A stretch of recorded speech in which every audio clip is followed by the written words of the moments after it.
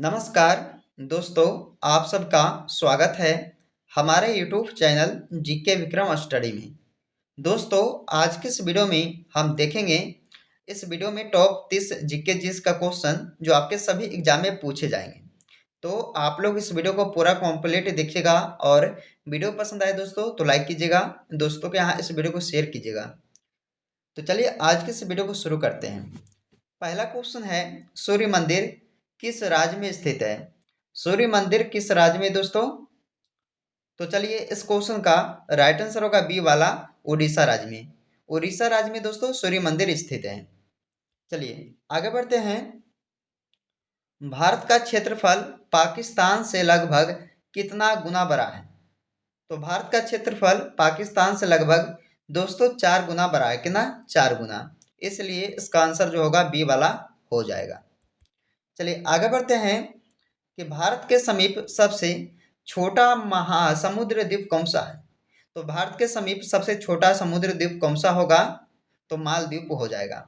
यानी कि इस क्वेश्चन का ए राइट आंसर हो जाएगा।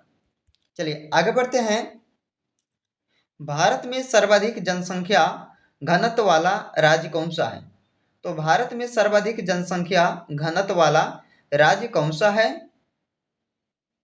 तो चलिए दोस्तों इस क्वेश्चन का राइट आंसर होगा ऑप्शन बी, बिहार। बिहार राज्य हो जाएगा। चलिए आगे आगे बढ़ते हैं कि भारत में सबसे कम जनसंख्या घनत्व वाला राज्य कौन सा होगा? तो भारत में सबसे कम जनसंख्या वाला घनत्व वाला राज्य कौन सा होगा? तो अरुणाचल प्रदेश। यानी कि इस क्वेश्चन का ए राइट आंसर हो जाएगा। आगे बढ़ते दोस्तों, 6 नंबर क्वेश्चन है कि भारत के किस राज्य में सर्वाधिक क्षेत्र में वन स्थित है? तो भारत के किस राज्य में सर्वाधिक क्षेत्र में वन स्थित है?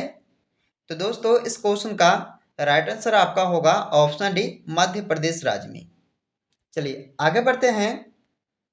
गुजरात में रानी की वाव एक मशहूर है। तो गुजरात में रानी के वाव एक मशहूर है दोस्तों। तो बताइएगा कि रानी के वाव क्या है एक गुजरात में? तो ये होगा बाबरी। यानी कि इस क्वेश्चन का सी राइट आंसर हो जाएगा। आगे बढ़ते हैं कि भारत के किस राज्य को भारत का बाघ राज्य कहा जाता है? दोस्तों भारत के किस राज्य को भारत का बाघ राज्य कहा जाता है? तो मध्य प्रदेश राज्य को। यानी कि इस क्वेश्चन का डी राइट सही हो जाएगा। अगले क्वेश्चन देखते हैं कि भारत की सबसे प्राचीन पर्वत श्रेणी कौन सी है? तो भारत देश की सबसे प्राचीन पर्वत श्रेणी कौन सा होगा? तो अरावली पर्वत श्रेणी। यानी कि इस क्वेश्चन का बी सही आंसर इसका हो जाएगा। आगे बढ़ते हैं कि भारतीय पेट्रोलियम संस्थान निम्नलिखित में से कहाँ स्थित है? तो भारतीय पेट्रोलियम संस्थान निम्नलिखित में से कहाँ स्थित है? दोस्तों इस क्वेश्चन का राइट आंसर होगा ऑप्शन ए, देहरादून में। चलिए आगे बढ़ते हैं। भारत की सबसे बड़ी सुरंग जवाहर सुरंग किस राज्य में है? तो भारत की सबसे बड़ी सुरंग जवाहर सुरंग जो है वो दोस्तों किस राज्य में है?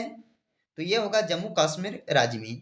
यानी कि इस क्वेश्चन का डी सही आंसर इसका हो जाएगा।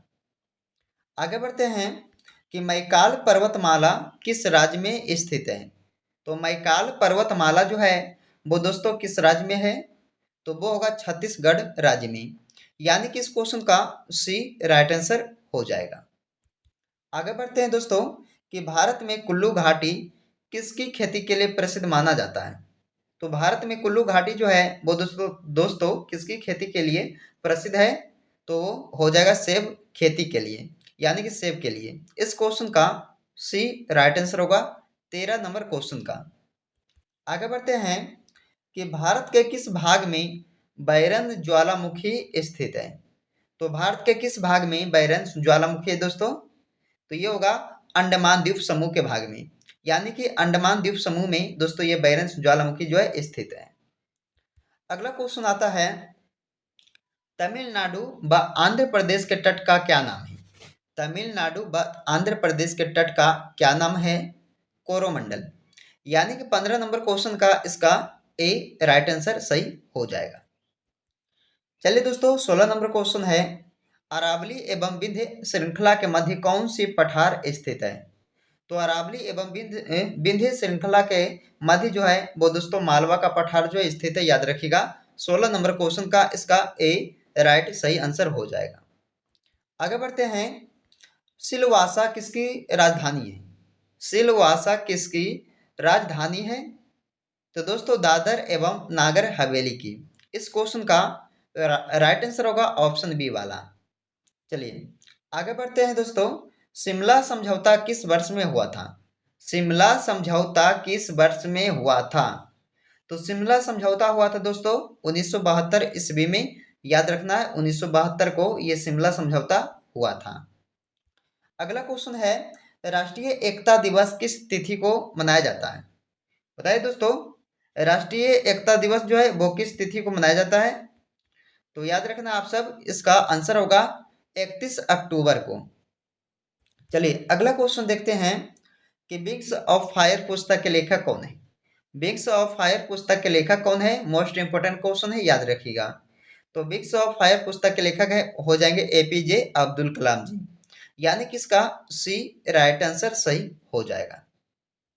आगे बढ़ते हैं, किस नंबर क्वेश्चन है, गुलाम वंश का संस्थापक कौन था?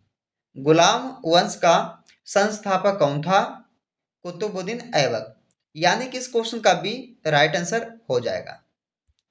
आगे बढ़ते हैं, जलीकट्टू किस राज्य का प्रसिद्ध खेल है? जलीकट्टू किस राज्य का प्रसिद्ध खेल है? तो दोस्तों इस क्वेश्चन का राइट आंसर होगा तमिलनाडु राज्य का, यानी कि बी इसका राइट आंसर सही हो जाएगा। आगे बढ़ते हैं कि भारत का राष्ट्रीय ध्वज का डिजाइन किसने तैयार किया था? तो भारत का राष्ट्रीय ध्वज का डिजाइन जो है वो तैयार किए थे पिंगली बेकैया ने। किसने दोस्तों? पिंगली बेकैया ने, यानी कि इस क्वेश्चन का सही उत्तर आपका ऑप्शन बी हो जाएगा। आगे बढ़ते हैं कि फॉरवर्ड ब्लॉक के संस्थापक कौन थे? फॉरवर्ड ब्लॉक का जो संस्थापक है कौन थे? सुभाष चंद्र बोस जी, यानी कि इस क्वेश्चन का सी राइट आंसर हो जाएगा। आगे बढ़ते हैं दोस्तों कि बनारस हिंदू विश्वविद्यालय की स्थापना किसने की थी? बनारस हिंदू विश्वविद्यालय की स्थापना जो है वो किया गया था किसके द्वारा? मदन मोहन मालवीय के द्वारा, यानी कि इस क्वेश्चन का ए राइट आंसर सही हो जाएगा। आगे बढ़ते हैं, नाथुला दर्रा किस राज्य में स्थित है? नाथुला दर्रा किस राज्य में स्थित है दोस्तों? तो चलिए इस क्वेश्चन का राइट आंसर होगा ऑप्शन सी वाला सिक्किम राज्य। सिक्किम राज्य में दोस्तों स्थित है ये नाथुला दर्रा। चलिए आगे बढ़ते हैं, दिल्ली सल्तनत के पहले और अंतिम महिला शासिका कौन थी?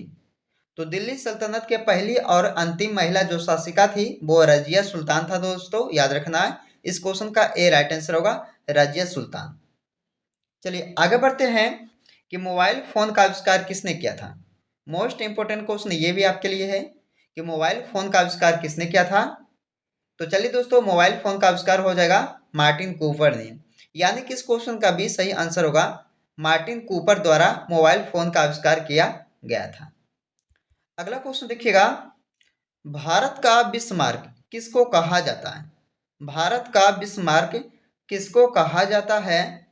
दोस्तों सरदार वल्लभ भाई पटेल जी को कहा जाता है भारत का बिस्मार्क, यानी कि इस क्वेश्चन का भी सही आंसर होगा सरदार वल्लभ भाई पटेल जी को भारत का बिस्मार्क कहा जाता है। अगला क्वेश्चन आता है, मछली के हृदय में कितने कच्छ होते हैं? मछली के हृदय में कितने कच्छ होते हैं? तो दोस्तों याद रखिएगा आप सब कि मछली के हृदय में 2 कच्छ होते, कितने होते हैं? 2 कच्छ, यानी कि इस क्वेश्चन का ए राइट सही हो जाएगा। तो दोस्तों आज के इस वीडियो में हमने आपके लिए टॉप 30 क्वेश्चन को कवर किए हैं जो आपके सभी एग्जाम के लिए काफ़ी महत्वपूर्ण रहेगा। तो आप लोग इस वीडियो को पूरा देखिएगा और दोस्तों 30 क्वेश्चन में से कितने क्वेश्चन का आंसर आप लोग सही किए कमेंट करके जरूर बताइएगा। तो चलिए दोस्तों आपसे फिर मिलते हैं अगले वीडियो में। जब तक आप लोग इस वीडियो को पूरा देखिएगा, लाइक कीजिएगा, दोस्तों के यहाँ इस वीडियो को शेयर कीजिएगा।